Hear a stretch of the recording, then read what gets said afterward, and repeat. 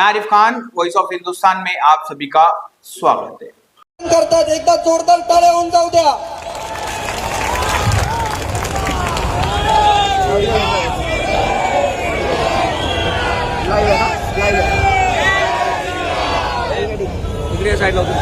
व्यासपीठावर उपस्थित असलेले राष्ट्रीय संत निलेश चंद्र मुनी महाराज, कोकण रत्न विश्वनाथ महाराज, उपस्थित असलेले अन्य सर्व प्रमुख मान्यवर, उपस्थित असलेले सर्व हिंदू बंधू भगिनींनो आणि माझे सर्व तरुण मित्रांनो,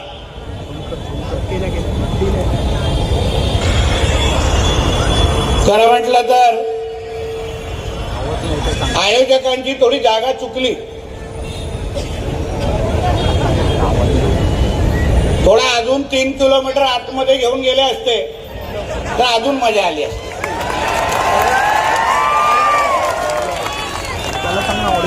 आता एवढा जवळ आणलंच आहे तर कुठेतरी थेट मुंब्राच्या चौकामध्ये ही सभा घेतली असती तर अजून मजा आली असती। कारण का शेवटी हे एक साइड में गए, देखो बीच में कोणाच्या आप्पाचा मुंब्रा नाही आहे, हे आमच्या हिंदू राष्ट्रामधले ही मुंब्रा देवी आहे। मुंब्रा देवी, आणि म्हणून आम्हाला इथे सभा घेणं, आमच्या भगवादारी मुंब्रामध्ये जाऊन आमच्या या हिंदू भूमीवर छत्रपती शिवाजी महाराजांचा जयघोष करणं, यासाठी आम्हाला कोणाची परवानगीची गरज नाही। आणि म्हणून या निमित्ताने माझ्या अगोदर दोन्ही मान्यवरांनी थोडक्यात असली तरी आपल्या सगळ्यांमध्ये चांगली हवा भरलेली आहे। आज छत्रपती शिवाजी महाराजांच्या पुण्यतिथी निमित्ताने आज आपण छत्रपती शिवाजी महाराजांच्या नावाचा जयघोष करण्यासाठी ज्या हिंदवी स्वराज्याची स्थापना आमच्या छत्रपती शिवाजी महाराजांनी केली, त्या या हिंदू भूमीमध्ये आपण त्यांच्या विचार आणि त्यांनी दाखवलेल्या दिशा यावर विचार मांडण्यासाठी आपण सगळेजण इथे उपस्थित आहोत। छत्रपती शिवाजी महाराज, जसा अगोदर आमच्या मान्यवरांनी उल्लेख केला, हिंदवी स्वराज्याचे संस्थापक, ज्यांना ब्रिटिशाने त्यांच्या नावाचा उल्लेख करत असताना हिंदू सेनापती म्हणून केलेला। हिंदू सेनापती, त्यांना कोणी काही सेक्युलर राजा म्हटलं नाही। 18 पगड जातींना एकत्र करून हिंदवी स्वराज्याचे संस्थापक म्हणून आपण आपल्या छत्रपती शिवाजी महाराजांना ओळखतो। स्वराज्याची लढाई ही इस्लाम विरोधात होती, स्वराज्याची लढाई ही हिंदू विरुद्ध मुसलमान होती, हे आपल्याला स्पष्ट सर्वात पहिले समजून घेतलं पाहिजे। म्हणून आपल्यातले काय आहेत भाडगाव, जे आम्हा लोकांना सल्ले देतात, जसा सगळा इतिहास त्यांनीच वाचलाय, आम्ही तेव्हा गोट्या खेळत होतो। बोल म्हणे छत्रपती शिवाजी महाराजांच्या सैन्यामध्ये मुसलमान सैनिक होते, काय कोणाच्या पाकिस्तान मधला अब्बा मोजायला गेला होता काय? हा अर्धा आहे, दुसरा अर्धा आहे, असं कापलेले आहे की मोजायला गेलेले काय? ते काय पूर्ण नसतात ना। अहो आम्ही जेव्हा बोलतो, ज्यांच्या विरुद्ध आमच्या छत्रपती शिवरायांनी लढाई केली, स्वराज्य उभं केलं, ते कशाला केलं? हा जो औरंग्य आहे, जो टिप्या आहे, ज्याची हे लोक चाटतात, तो काय करत होता औरंग्य नेमका? काय आहे त्याचा इतिहास? किती मंदिरं आणि मूर्त्या त्यांनी तोडल्या, किती आमच्या माता भगिनींचं आयुष्य बर्बाद केलं. तो अगर इस्लामचा धर्म वाढवण्याचा प्रयत्न करत नव्हता, तर मग त्यांनी आपला हिंदू धर्म मिटवण्यासाठी त्यांनी का प्रयत्न करत होता? आमचे मंदिरं त्यांनी का नष्ट केले? असंख्य धर्मांतर त्यांनी का केले? अगर स्वराज्याची लढाई ही इस्लाम विरोधात नव्हती, मग संभाजी राजांना मारत असताना त्या औरंग्याने त्यांच्याकडे काही दौलत मागितली नाही. औरंग्याने त्यांना फक्त सांगितलं, संभाजी तुम्ही फक्त तुमचा धर्म बदला, सगळा काय तुमच्या पायावर आणून ठेवतो. मग धर्माची लढाई नव्हती तर मग कुठली लढाई हो? हाच मुद्दा आपण समजून घेतला पाहिजे. हे जे काय आज तुमच्या आजूबाजूला चालू आहे, हे औरंग्याचे पिल्लावळ आहेत, हे टिप्याचे पिल्लावळ आहेत, जे ह्या मातीशी गद्दारी करून, या हिंदू राष्ट्राशी गद्दारी करून त्या औरंग्याला परत जिवंत करण्याचा प्रयत्न करतायत. हे तुम्ही हिंदू समाज म्हणून तुम्ही लोकांनी ओळखलं पाहिजे. का एकत्र आलो पाहिजे आपण? का आम्ही इकडे तुमच्यासाठी लढायला आलोय? ताकी त्या मुंब्राच्या कानोकोपऱ्यामध्ये बसलेले, ज्या ज्या मस्जिदीतून माझं हे भाषण ऐकतायत, त्यांना कळून दे, ये तुम्हारा अब्बा का पाकिस्तान नहीं है, ये मेरे छत्रपति शिवाजी महाराज का हिंदू राष्ट्र है. ये लिख के रखो और हर शुक्रवार को अपने लोगों को बताओ हर शुक्रवार को.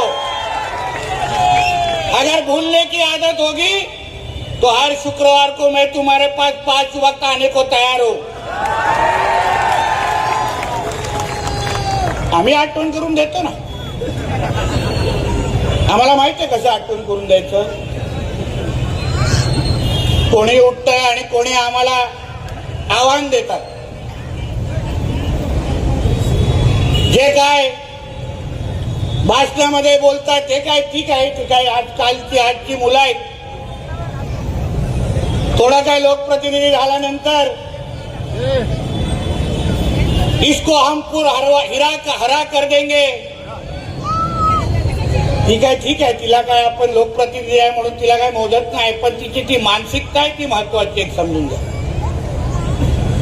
त्या लोकांना लहानपणापासून हे शिकवलं जातं. हे जे मदरसे आहेत, या मदरशामधून बसून हे लोकांना हे शिकवतात. त्यांना काही शिक्षण देत नाहीत, डॉक्टर आणि इंजिनियर बनवत नाहीत. त्या मदरशामध्ये बसून फक्त आतंकवादी घडवले जातात आणि म्हणून यांच्या थोबड्यातून हे सगळे विचार बाहेर येतात. म्हणून त्याला वाटतं की इसको हरा कर देंगे. म्हणून तर मी त्या दिवशी बोललो ना, सर्वात पहिलं काम करायला पाहिजे ते सगळे मदरसे बंद करून टाका आणि हे सगळ्या आतंकवाद्यांना बाहेर काढा. पहिले तुम्ही थोडं थांबा. बघा, सरकारच्या एका वर्षामध्ये आम्ही आणला ना धर्म स्वतंत्र कायदा, आणला की ना. आता धर्म स्वतंत्र कायद्यापर्यंत पोहोचलोय. आता पुढचा टप्पा मदरसांचा आहे, लक्षात घ्या. म्हणून जे कोण काय आतमध्ये दाढी कुरवळेत बसलेत ना, त्यांना वाटतं की आतमध्ये जाऊन तुम्ही आतंकवादी घडवाल. ते विसरलेत कि ये देवा भाऊ का महाराष्ट्र है. इधर ये सब मस्ती चलेगा नहीं. तुम्हें जिथे जिथे या हिंदू भूमीला कुठल्याही पद्धतीची अडचण करायला व्हायला आम्ही उभे आहोत. तिथे आम्ही उभे आहोत. तुम्ही वेळ आणि तारीख सांगायचे, आम्ही तिथे उभं राहायला तयार. पण आता आपलं सरकारच आपल्या विचाराचं आहे. तुम्ही 2024ला या महाराष्ट्राच्या हिंदू समाजने या राज्यामध्ये एक हिंदुत्वादी विचाराचं सरकार निवडून दिलं. हिंदुत्वादी विचाराचा मुख्यमंत्री आज त्या 6व्या माळ्यावर बसलाय. तुम्ही कसलीही चिंता करू नका. यांनी 100 जन्म घेतले तरी काही हिरवा करू शकणार नाही. काही हिरवा करू शकणार नाही. आम्हालाही बघायचंय कुठून हिरवा आणतात. आम्हालाही बघायचं. आमच्या काय पोलिसांच्या दांड्यांना काय कमी जमायला काय? आम्हाला माहिती आहे काय काय कुठे कुठे चालतं. आम्हाला आमच्या महाराष्ट्रामध्ये येऊन आमच्या हिंदू समाजाला धमकवायचं नाही. हिंदू समाजाला भीती बसवायची नाही. तुम्ही अगर आमचा तिसरा डोळा उघडाल तर या शुक्रवारचं तुमचं सिलेंडर पण वरती येणार नाही एवढी काळजी घेणार. लक्षात घ्या. पुरेपूर काळजी घेणार. कारण आम्हाला आमच्या हिंदू राष्ट्रामध्ये आमच्या या हिंदू समाजाने आशीर्वाद देऊन इथे बसवलेला आहे. मी छाती ठणकावून सांगतो, मी काय कुठल्या गोल टोप्यान दाढीवाल्यांमुळे मी काय आमदार झालो नाही. मी जो आमदार झालेलो आहे माझ्या हिंदू समाजाने मला निवडून इथे आमदार म्हणून इथे उभं केलेलं आहे. मी जे मंत्रालयामध्ये बसतो किंवा इथे जे तुमच्या सभेमध्ये आलोय कुठला आमदार किंवा मंत्री म्हणून नाही, एक हिंदू म्हणून तुमच्याशी बोलायला आणि ताकद देण्यासाठी आलोय. म्हणून तुम्ही निश्चिंत राहा. आम्हाला काय मतांची आहे इकडेची काय चिंता नाही हो. ह्यांचे 5 जातील तर आमचे हिंदूंचे 50 पडतील. आम्हाला काय चिंता करू नका. काय चिंता करू. आम्हाला माहिती आहे कसं निवडून आमच्या हिंदूंची ताकद काय असते हे आम्हाला चांगल्या पद्धतीने माहिती आहे. म्हणून त्याची भीती आमच्यात टाकू नका. फक्त या महाराष्ट्रामध्ये वावरत असताना, या मुंबईमध्ये वावरत असताना जे काय मस्ती इथे जे चालू आहे, आमच्या स्थानिक लोकांना हिंदू समाजाला जी काय भीती बसवण्याचा जो प्रयत्न चालू आहे ना, कधी धर्मांतरच्या नावाने, कधी लँड जिहादच्या नावाने, कधी लव्ह जिहादच्या नावाने, तुम्ही एक लक्षात घ्या. जे जे काही जिहादी माझं आधी तर ऐकत असतील, ऐकतात माझं भाषण मस्जिदीमध्ये बसून पण ऐकतात. मला माहिती है. मुझे मालूम है तुम लोग छुप छुप के मेरा भाषण सुन रहे, फिर सुनो ध्यान से. परत माझ्या हिंदू समाजाच्या ह्या भागातल्या मुंब्रा देवी आणि ह्या भागातल्या कुठल्याही हिंदू समाजाच्या व्यक्तीकडे कोणी वाकड्या नजरेने बघितलं ना तर न सांगता तुमच्या इकडे येईन आणि तांडव करून जाईन. एक लक्षात घ्या, तांडव. आम्ही आज जे मंत्रालयामध्ये बसलोय या हिंदू समाजाच्या आशीर्वादामुळे बसलोय. हे सरकार हिंदू समाजाचं आहे आणि म्हणून ह्यांच्याकडे कोणी वाकड्या नजरेने बघितलं, ह्यांच्यामध्ये कोणी भीती पसरवली तर मग पुढचा कार्यक्रम आमचा. मग आम्ही तो आता धुरंधरचा डायलॉग आहे ना, ये देवा भाऊ का महाराष्ट्र है, ये घुसेगा भी और मारेगा भी. एक लक्षात ठेवा. आणि म्हणून इथून तर हे फक्त 3 किलोमीटर पर्यंत सुरुवात आहे. माझ्या मुंब्रा देवीच्या प्रत्येक हिंदू समाजाला जे जे माझ्या भाषणात ऐकत तिकडे बसून असतील तर आम्हाला विश्वास द्यायचा आहे की तुम्ही कसली चिंता करू नका. तुम्ही एकटे नाही आहात. हे किती हिरवे साप वळवळले ह्यांना ठेचण्याचे सगळे कार्यक्रम हे आमच्याकडे तयार आहेत. तुम्ही चिंता करू नका. तुम्हाला कोणी काही धमक्या देत असतील, कोणी वाकड्या नजरेने भागा देत असतील, फक्त आम्हाला सांगा. बघा मी बोलत असताना बुलडोजर जातो बघा. शुभ संकेत आहे, शुभ संकेत. फक्त रिवर्स मारून बुलडोझर मुंब्राला फिरवायचं आहे, बाकी काय नाही. आणि म्हणून तुम्हाला सांग, आजची ही सभा ही तुमच्या सगळ्यांवर तुमचा विश्वास वाढवण्यासाठी आहे. हिंदू समाज म्हणून ज्या छत्रपती शिवाजी महाराजांनी आपल्याला एकत्र आणलं, ज्या छत्रपती शिवरायांनी आपल्या आयुष्याची पर्वा न करता आपल्यासाठी आयुष्य घालवलं, त्या छत्रपती शिवाजी महाराजांच्या हिंदू समाजाला सुरक्षित ठेवणं, त्यांच्या मागे उभं राहणं, त्यांना ताकद देणं, हे त्यांचा मावळा म्हणून आमची प्रमुख जबाबदारी आहे. आणि म्हणून आम्ही इथे आज आलेलो आहे. तुम्ही निश्चिंत राहा. कोणी काही तुमच्या इथे काय मस्ती करत असेल, आता लव जिहादचा आता कायदाच आपल्या महाराष्ट्रात आलाय. आता बघा आमच्या हिंदू बहिणींकडे कोणी वाकड्या नजरेने बघा. कोण शाहरुख खान, आमिर खान येऊन दे, दाखवतो त्याला. 7 वर्ष अशी जेलची हवा दाखवेल ना, साबण पण उचलायला जमणार नाही. समजून घ्या काय बोलतो. आणि तुम्हाला एक विनंती करतो मी सगळ्या, तुम्ही जरा आता तुम्ही कसे घरात कुत्रे पाळता आहे की नाही, पाळीव कुत्रे पाळता की नाही, जरा पाळीव डुकरं पाळायला सुरू करा. बघा ते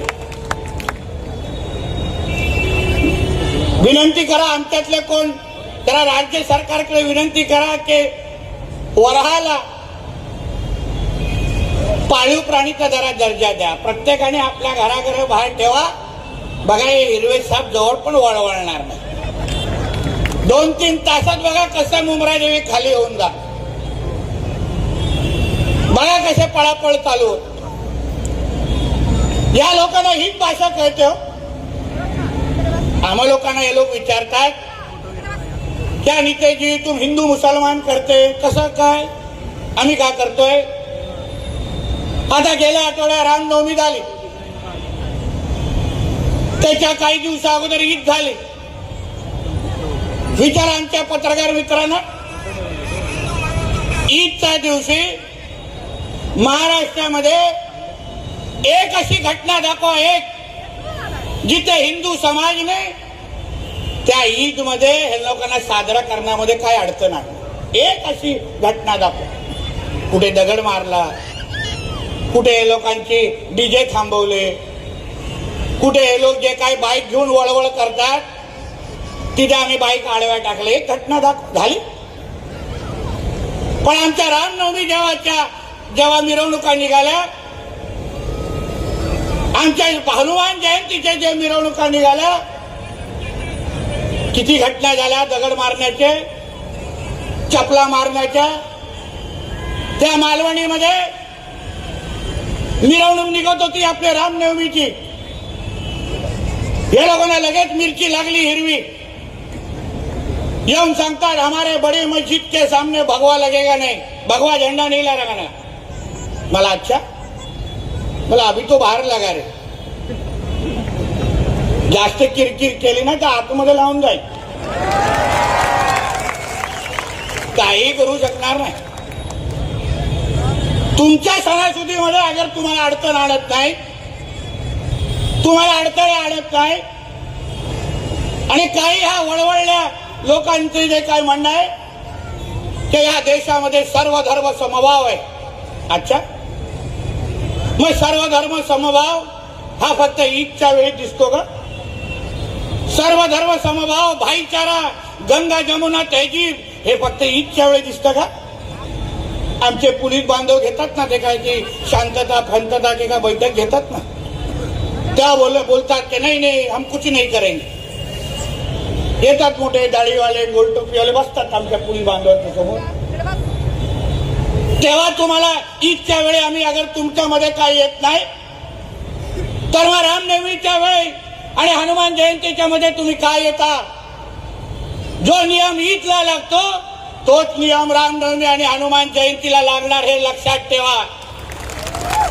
या देशामध्ये, या हिंदू राष्ट्रामध्ये काही सर्व धर्म समभाव चालणार नाही. हे हिंदूंचं राष्ट्र आहे, इथे पहिलं हिंदूंचं हित बघितलं जाणार आणि मग बाकी सगळ्यांना मोजलं जाणार, हे मुंब्रा देवीला सांगून जातोय. पाहिजे तर आतमध्ये घेऊन गेलात तर आतमध्ये पण सांगेल. तुमच्या वेळी तुमचे सण चालतात, तुम्हाला आमची सण नसतात. काल मी मुंबईच्या आमच्या सांताक्रूज भागामध्ये डीजे लावण्यामध्ये तक्रारी करत होते हनुमान जयंती. काही दिवसा अगोदर त्यांची जेव्हा ईदची काय मिरवणूक लागली 12-12:30 पर्यंत डीजे वाजले. मी पोलिसांना फोन केला, म्हणजे नियम तर एकाला दोघांना सेम आहे. त्यांचे डीजे अगर 12 पर्यंत चालले ना, आमचा पण डीजे लागला आणि तसा काल डीजे वाजला. मी स्वतः तिकडे नाचून आलेलो आहे का. म्हणून नियम सगळ्यांना समान आहेत.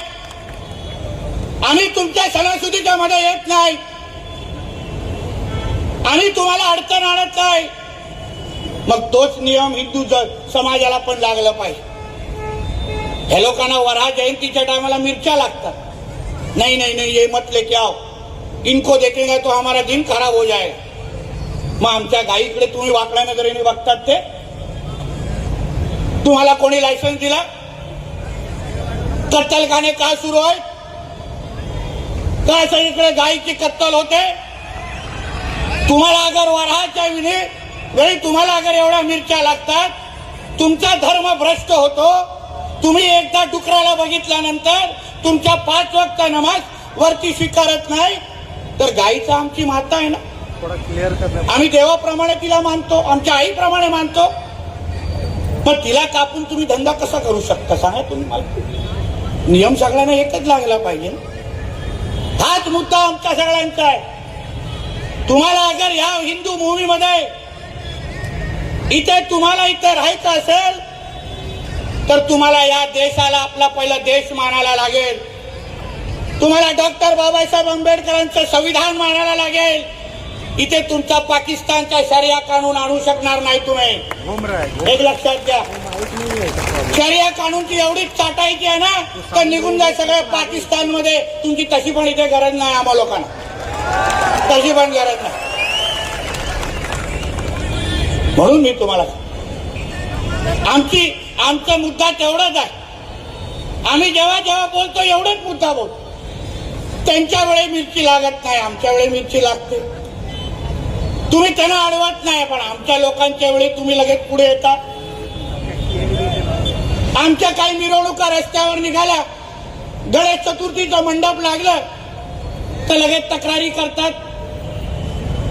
पण हे लोकांना रस्त्यावर बसून यांच्या सिलेंडरवरती करायचे तेव्हा कोण काय बोलत नाही. एवढ्या मस्जिदी मग कशाला बनवून ठेवलाय? सगळ्यात थोडी अधिकृत आहेत, अनधिकृत पण आहेत. म्हणून तर बुलडोझरची ऑइलिंग चालते ना आमची. पण तुम्हाला अगर तुमच्या मस्जिदीमध्ये एवढ्या तुम्हाला नमाज पडण्यासाठी दिलाय, मग तुम्ही रस्त्यावर कशाला करता? आमचा मुद्दाच एवढा आहे. संघर्ष होणार नाही.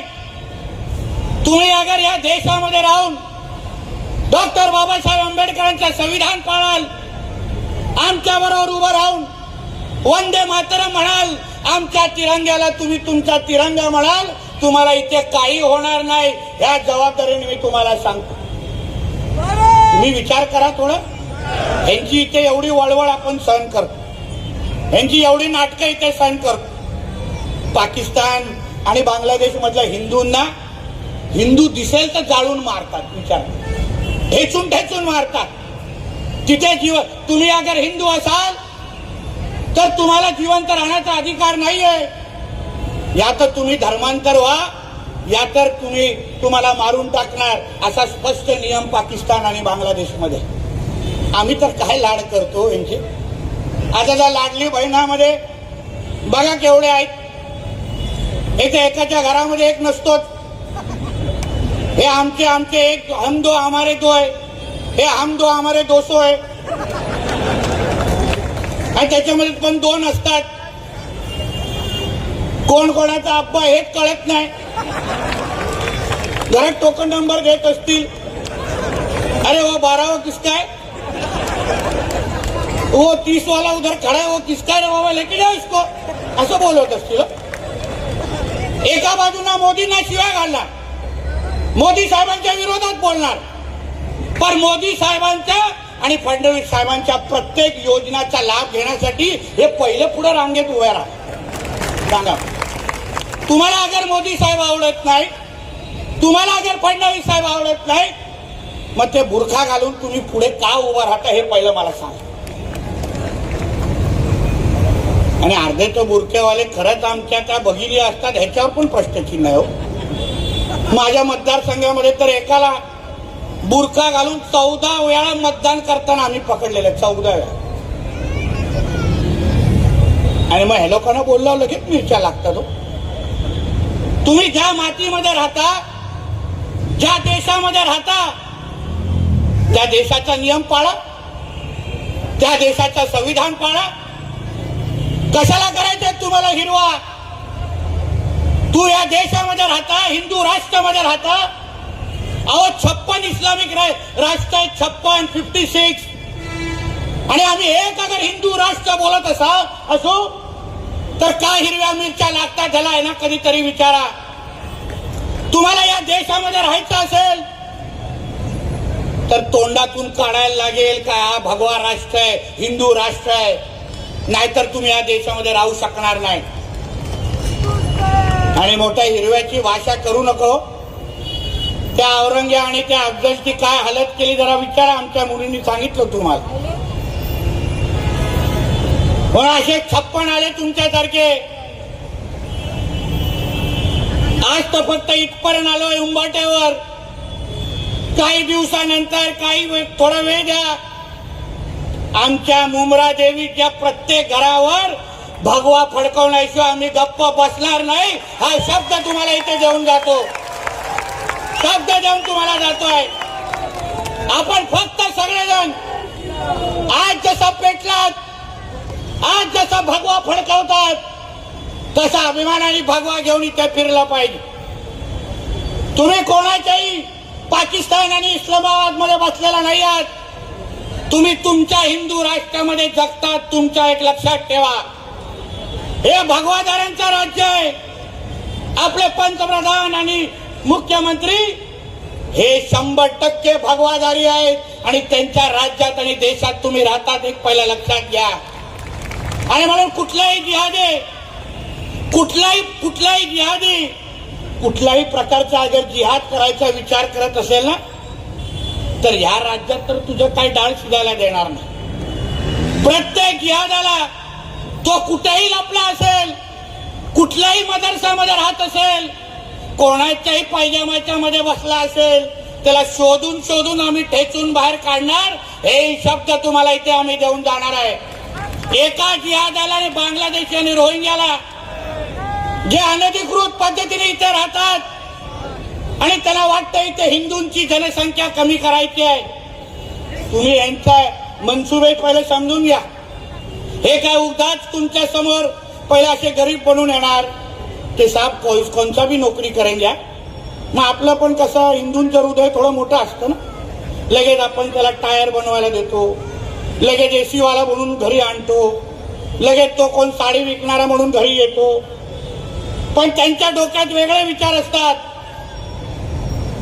त्यांना या 2047 पर्यंत या तुमच्या हिंदू राष्ट्राला इस्लामिक राष्ट्र बनवायचे गजवाय हिंदच्या अंतर्गत. आणि म्हणून हे लोक जिहाद करतायत. बोलवा कधी त्यांच्या मौलवींना, जसे आमचे 2 महाराज ना, कधी मौलवींना बोलवा माझ्यावर व्यासपीठावर आणि सांगा हा जे बोलतोय ते खोटं बोलतोय.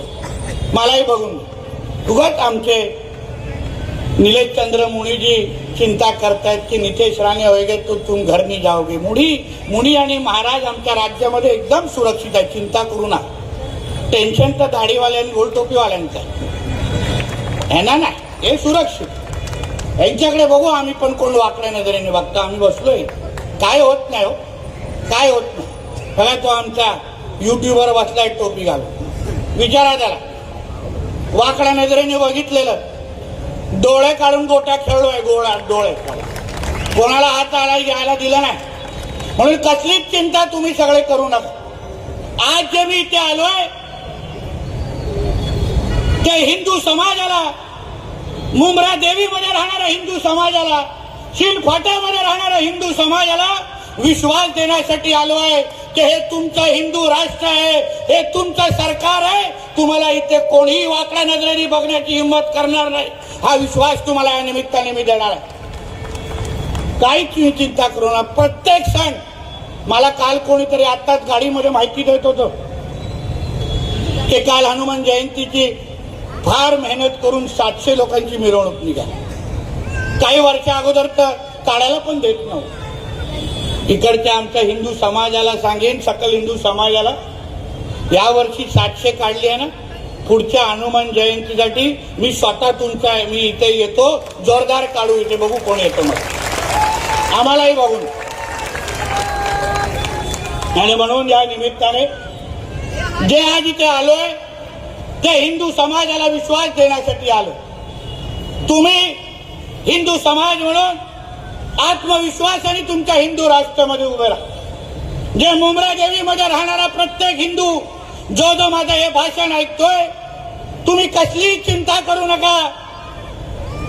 आम्ही सगळेजण तुमच्यासाठी मंत्रालयामध्ये बसतो, एक लक्षात घेऊन मुंब्रामध्ये छाती ताण पद्धतीने फिरा. कोणी तुमच्याकडे धर्मांतर करायला कोणी आलं, फक्त मला एक त्याला फोन लावून द्या, संपर्क करून द्या, त्याला दाखवतो कसं परत तो जातो त्याच्या घरी, दाखव. आणि म्हणून या निमित्ताने परत एकदा आमच्या इकडच्या हिंदू समाजाचं, आमचा पाटील असेल आणि त्याचे सगळेच सहकारी, संदीप पाटील त्याचे सगळेच सहकारी, आमच्या हिंदू जागरणच्या सर्वच सहकाऱ्यांना मी मनापासून तुमचं अभिनंदन करतो की तुम्ही ज्या पद्धतीने ते वातावरण भगवमय तयार केलंय, हे आता सुरुवात आहे.